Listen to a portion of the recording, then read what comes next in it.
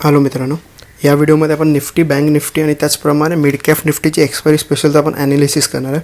Okay, मी mostly mid cap निफ्टीमध्येच entry घेईन, पण मी तुम्हाला निफ्टी आणि बँक निफ्टीचं पण ॲनालिसिस करून सांगतो. पहिले मी तुम्हाला निफ्टी सांगतो, त्यानंतर बँक निफ्टी सांगेन आणि शेवटी तुम्हाला मिड कॅप निफ्टी सांगेन. ओके, मिड कॅप निफ्टीमध्ये बायर्स आणि सेलर्ससाठी काय पोझिशन आहे ते मी तुम्हाला सांगतो क्लिअर. ओके, आता तुम्ही बँक निफ्टीचं बघाल.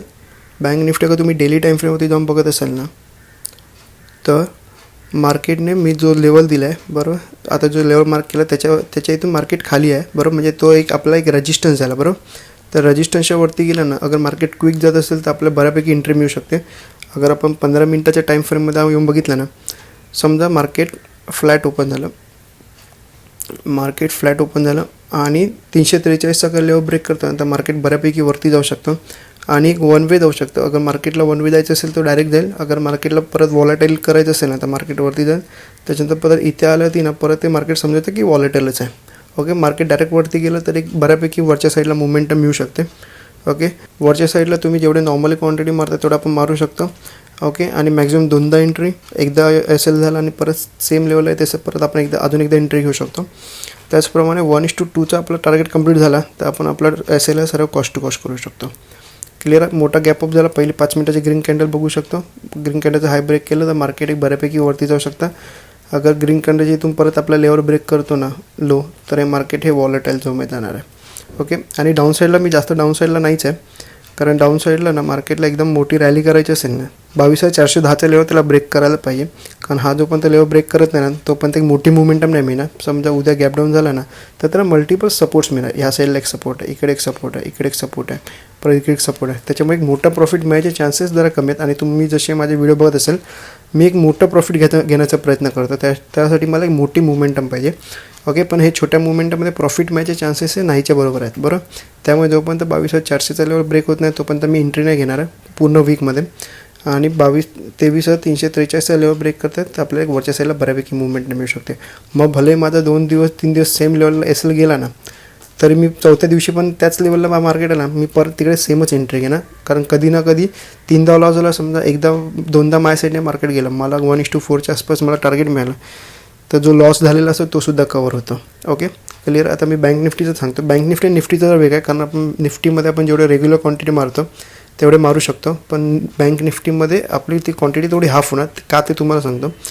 आपण बँक निफ्टीमध्ये बघितलं ना, तुम्ही बँक निफ्टीचं बघत असाल तर आता इथे मार्केट साईडवेज गेलं बरोबर. तर मार्केटला साईडवेज होऊन ब्रेक करायचं असेल ना तर तो लगेच ब्रेक करणार. ठीक आहे, तो परत साईडवेज वरती ब्रेक करून परत खाली नाही येणार. आणि जसं तुम्ही बघत असाल ही नंबर आहे तर राऊंड नंबर आहे 50,000 बरोबर. अगर 50 वरती यायचं असेल ना तर तो 50,500 इझिली टच करेल. अगर मार्केटला वरती जायचं असेल, पण अगर मार्केटला वॉलेटाईल करायचं असेल ना तो इथेच वॉलेटाईल करेल. अगर हा ब्रेक करून डायरेक्ट वरती गेला तर समजून त्याचं एक बऱ्यापैकी आपल्याला वरच्या साईडला मुवमेंटम मिळू शकतं.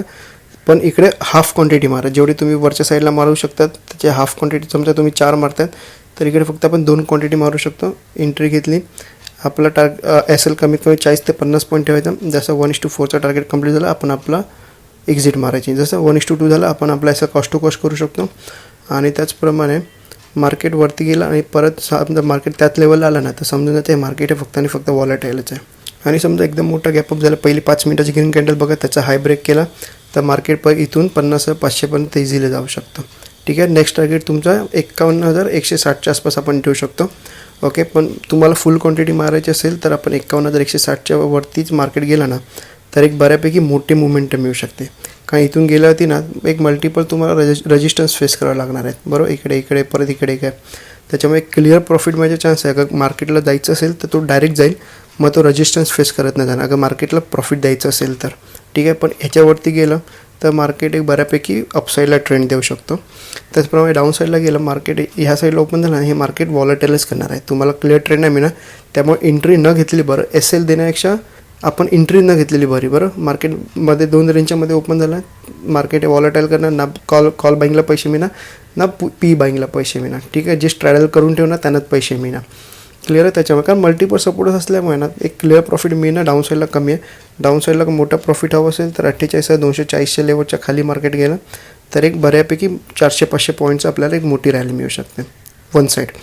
ओके, त्यामुळे सध्या आपण अपसाईडला बघूया. अपसाईडला जात असेल तर आपण घेऊ शकतो, पण बँक निफ्टीपेक्षा निफ्टी मला खूप चांगलं वाटतं.